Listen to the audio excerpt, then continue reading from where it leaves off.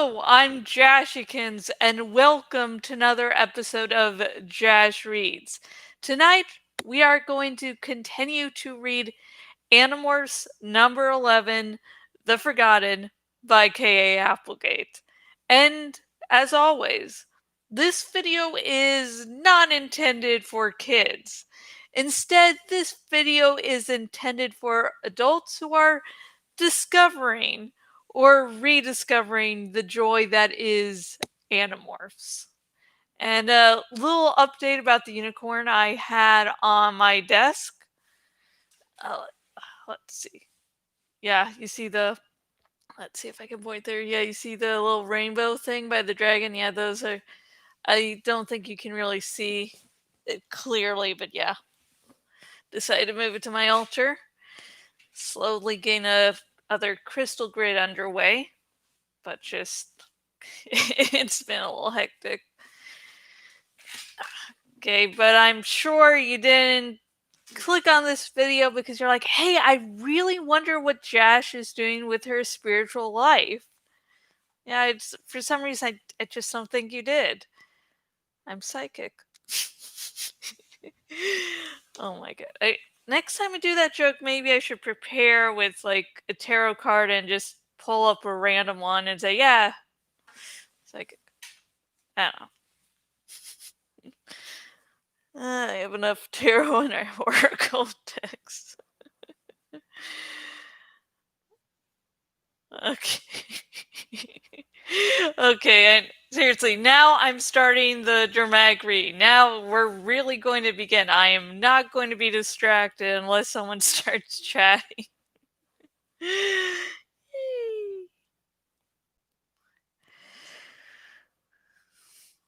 1:22 p.m. again. So, let me just summarize here. We are probably in the Amazon rainforest, and we are either in our own past or in our own future. We have no way to fly this bug fighter out of here. We have we have no way of knowing if there's a city or town or even a road near here. I looked around at my friends. Anyone have anything to add? I know that it is 1:22 p.m. Hack said. I just don't know what day or year it is. Handlights have the ability to keep track of time naturally, like some kind of internal clock. It's useful. Of course, it's more useful if you know what century you're in. Cassie held up her hand like she was in school. The rainforest is full of poisonous snakes, poisonous insects, poisonous plants, and poisonous frogs. Excuse me? Marco said. Poisonous frogs? Did you say poisonous frogs? Plus, there is at least one large predator. The jaguar. Love their cars, Marco said. Right now we have no food and no water, Rachel added helpfully. Also, no weapons. Why do we need weapons? Tobias asked. Morph into birds and we'll just fly out of here. None of us can stay in morph for more than 2 hours, Cassie pointed out. Realistically, we can't fly more than 20 or 30 miles an hour at best. That's maybe 60 miles per morph. And we could be 1,000 miles from nowhere. Besides, Marco said glumly, What are we supposed to do? Find a town, make a collect call to our families, and tell them we're in South America? Hey, Dad! Guess what? I'm in Brazil. Or maybe Costa Rica. Could you come pick me up? If there even is a town, Rachel said. If there even are phones. If our parents have been born yet or are still alive. You're kind of missing something. We may be in the year 2000 BC, or we might be in the year 10,000 AD. Axe, what's the deal with this Sario Rip? I asked the Andalite. I mean, is there some way to undo it? Axe didn't answer. Instead, I noticed his stalk eyes turning slowly to his right. We are not alone, Axe said. I shot a glance in the direction Axe was looking. Something moved. I had a fleeting impression of a shoulder, arm, and head. Humanoid, Axe said. I didn't see it very well, but it was watching us. Swell, I said. Tobias, I'm on it, he said, opening his wings and flopping away through the trees. As for the Sario Rip, I all I know is what it is. It's a rip in space time. Yeah, you told us that, Harko said. I think Axe hung his head. Prince Jake, we studied the Sario Rip effect in school, but there was a game later that day, and I was thinking more about the game than class. Also, there was this female who distracted me. Marco laughed. Axe! Axe! Axe, are you telling us you were too busy flirting with some girl to pay attention to the lesson? Axe didn't answer. He just said, I don't exactly know whether you can reverse the Sario Rip. I remember some things, but not everything. I'm thirsty, Rachel said. Whatever. Sorry. I don't know what my voice was doing there. Hang on, let me restart that. I'm thirsty, Rachel said. Whatever else we're going to do, we have to find water and food. Axe, can we fix the bug fighter?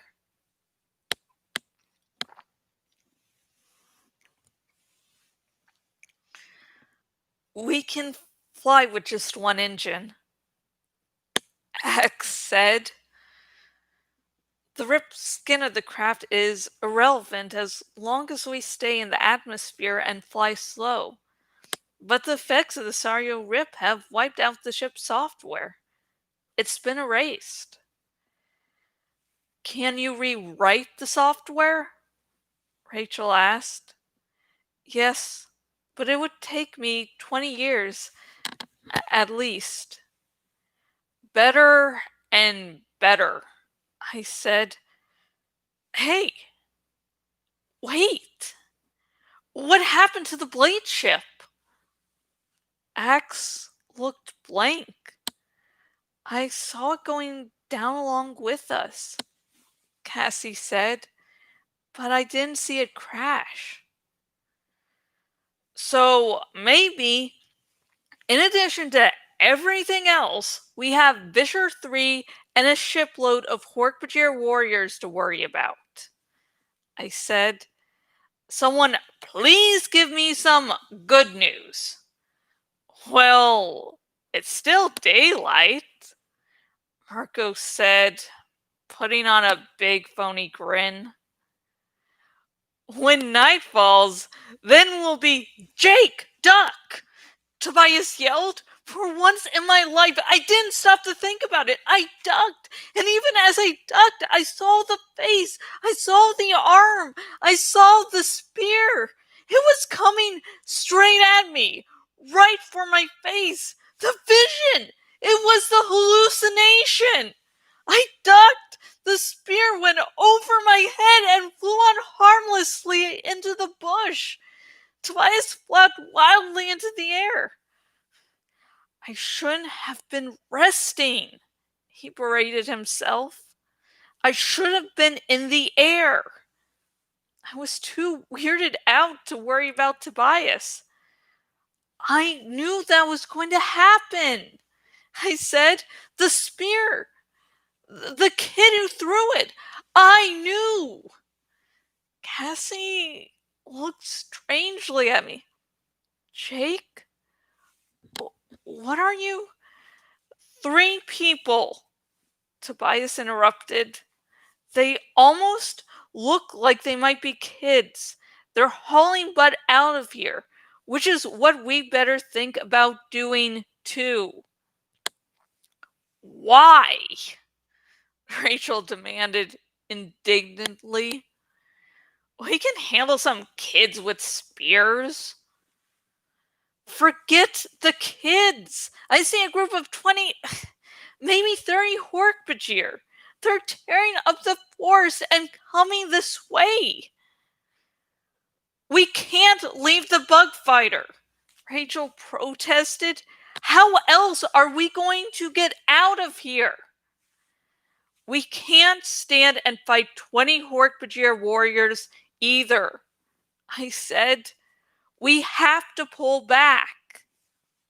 I glanced over and saw Cassie. She had retrieved the spear from the bushes. It was a long, thin stick. There was no spearhead on it. It was just sharp stick with the sharp end blackened. That doesn't look too deadly, I said. Cassie shook her head. No, you probably couldn't kill much with this stick. Unless the tip was dipped in poison. And we are in the home office of natural poisons. The local people, I guess they wouldn't waste their time using a weapon that didn't work, would they? I said, no, Cassie said flatly. The chances are pretty good that this spear is poison tipped. There are poisonous frogs and plants down here that are used for arrow and spear poison. Very deadly. Very, very deadly. The Hork-Bajir are definitely not our only problem. Jake, you guys need to move out, Tobias warned. He was overhead again. I couldn't see him, but I knew he was up above the jungle canopy. I can't see well enough through all this foliage, but I think a group of Hork-Bajir is getting close to you. Decision time. Stay and fight? We'd lose. Run away? We'd be giving up the bug fighter, our only way home. Axe, is there something, anything you can take out of the bug fighter that would make it impossible for the Urks to fly it? Axe stared at me with his main eyes, even as his stalk eyes swept the forest around us. Yes, I can think of something. Then get it, I said. Jake, there's no time, Tobias called down. He must have been close enough to hear me, but the foliage was so dense I had no clear idea where he was. Axe hesitated, not sure what to do. others all looked at me. "Do it, Axe," I said. He raced for the bug fighter. "Everyone else, get out of here." "I'm staying with you," Rachel protested. "I'm not staying. Minimum risk," I snapped. "We only need Axe to handle this. No point risking anyone else." I plunged into the green. I grabbed Rachel's arm and pulled her along. Cassie and Marco followed me. "Jake!" Tobias called down. "If Axe isn't out of there in under 2 minutes, he's not going to get out of there." I didn't answer. It's the worst thing about being a so-called leader. The times when you take a risk with someone else's life. If Axe ended up dead, it was going to be very hard to explain to my friends and to myself. And that's the end of that lovely, happy chapter meant for young adults. Okay, hang on a sec. Just checking a few things.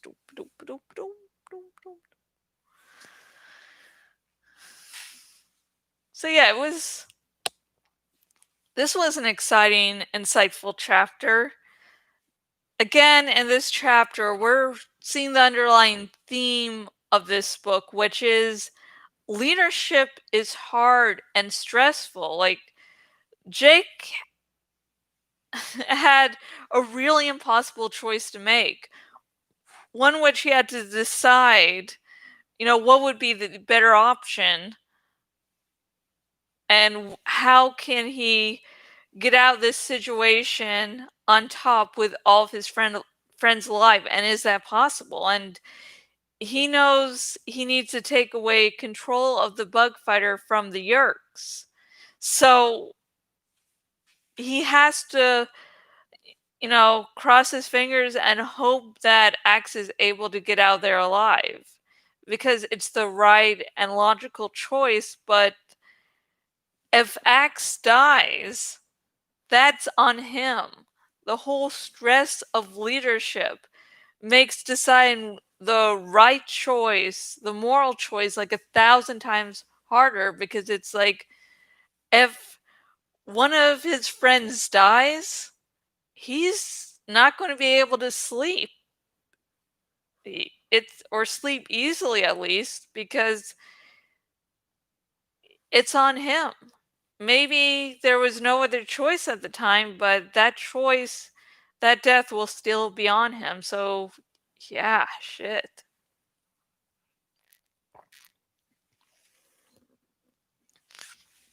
Now, while also in this chapter, there's something the series does with Axe that is just awesome, in my opinion. Like, Axe is this, Andalite with all this other information the other Animorphs don't have, which is why Axe is so integral to the group. He can, say, "Oh, this, blah, blah, blah," and explain stuff. But,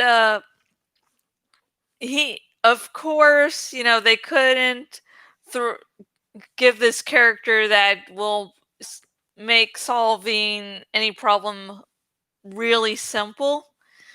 And so they do make Axe have a reason why he can't give the Animorphs all this information other Andalites could. Because the reason is something I think all of us have. Like, shit. God. It sounded so great in my head, and then I have to speak the word. So let's try this again. So, Axe, of course, can't be there to have all the information every Andalite would have. And with disregarding Ciro's kindness, now he has no excuse to hide stuff from the group. And it wouldn't really be logical in keeping with his character arc.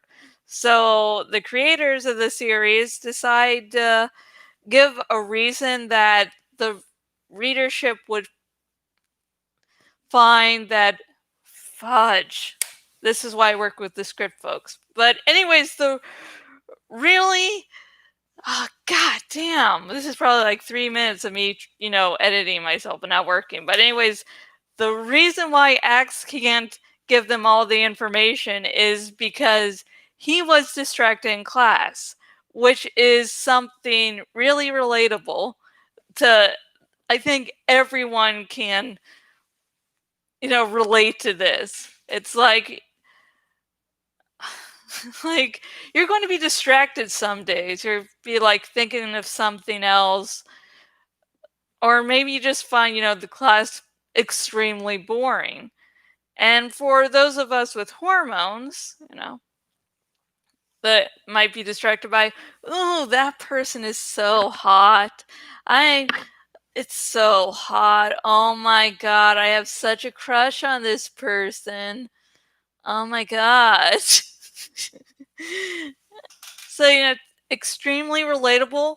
So, giving Axe the reason that he can't tell the Animorphs all the information they need is something extremely relatable, and it also keeps Axe from having to reveal too much and probably ruining some, plots and subplots. And it's just like, it's just fucking hilarious. It's like, oh, and I just like how ashamed he is. He's like, I'm not. Oh shit! I have to tell my prince this. Yeah, I was distracted by a girl. Yeah, that's why. That's why I can't tell you this critical information that could really help our situation now and could help us get out of this real quick. Is because damn her stalk eyes. Damn that tailbone. Damn that ass. It's just hilarious as I can't think. But it's also sort of understandable because to him it'd just be information everyone knows. I mean, think of it like this. If you were in high school and then pulled to the Middle Ages, it's not like you're going to remember everything that was taught in school, and you'd be like, oh shit, this is when I slept in class. Oh, this is the class I missed. I played hooky. But yeah, I think I was going to say something else. But I got so distracted with Axe. I mean, Axe is a lovely, lovely little cinnamon bun of pure joy.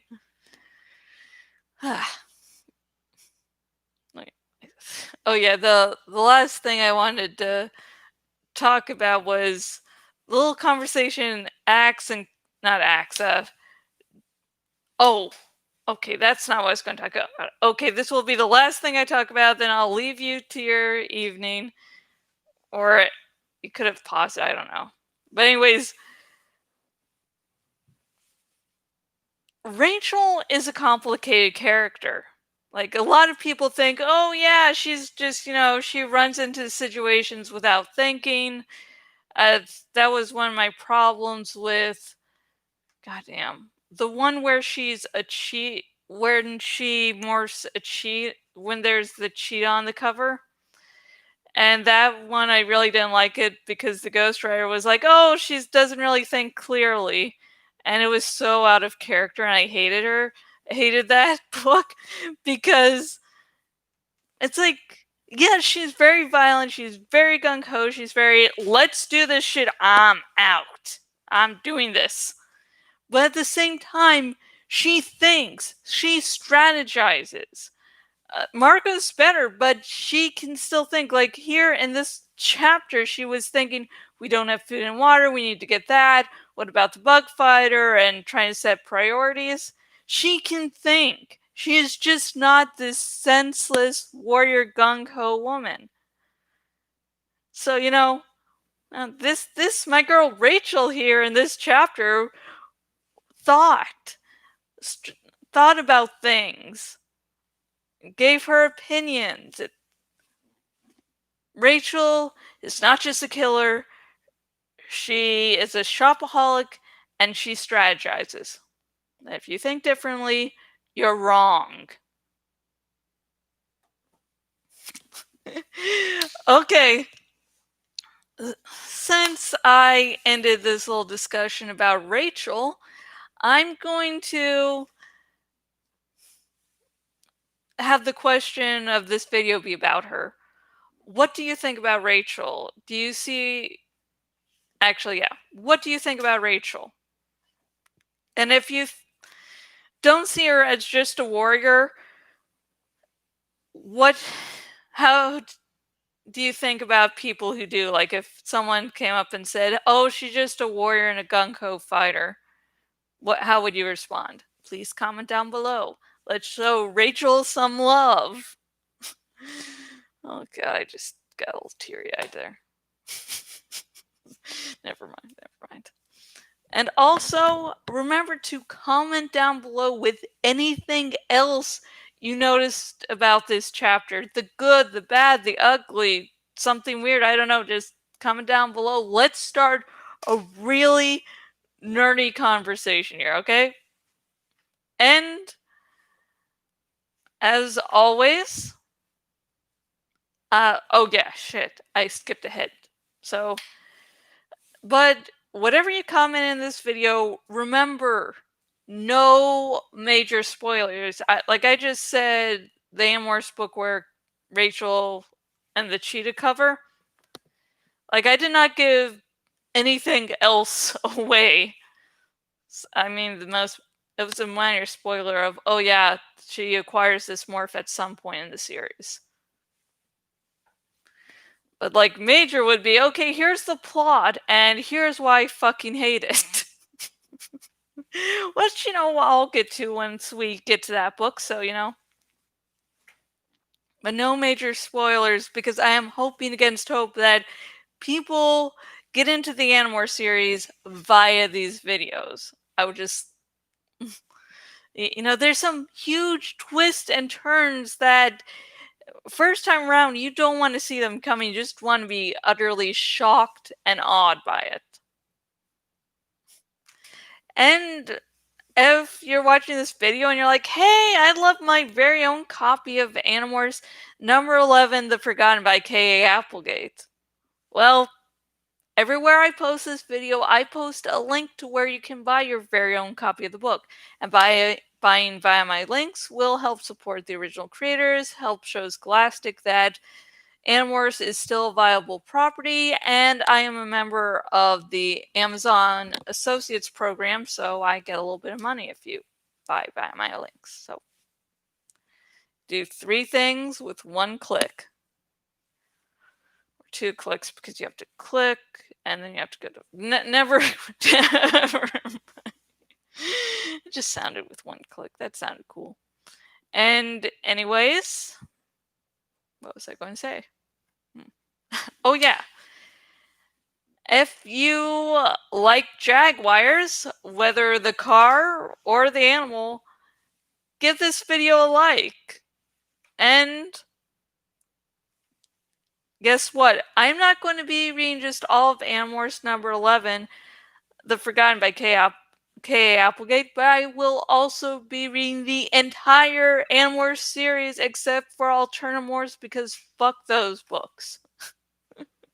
Okay, I have this anger right here in the depths of my soul. But yeah, so I'll be reading all those books, so please subscribe to this YouTube channel of mine. Please. I need the attention. All the attention I get on a daily basis is my husband and then my 4 birds, Need more attention. And I hope you all have a great week. This is Monday. I hope your week is not stressful, that you have some good things coming up. And if you just watch the Animorphs dramatic reading, you will see me again on a Friday when I will check up on you guys. And if you watch all my videos, hopefully I will have an Aragon video out this week. Yeah. Last week just, it didn't work out. Okay, it did not work out. So anyways, until next video, goodbye.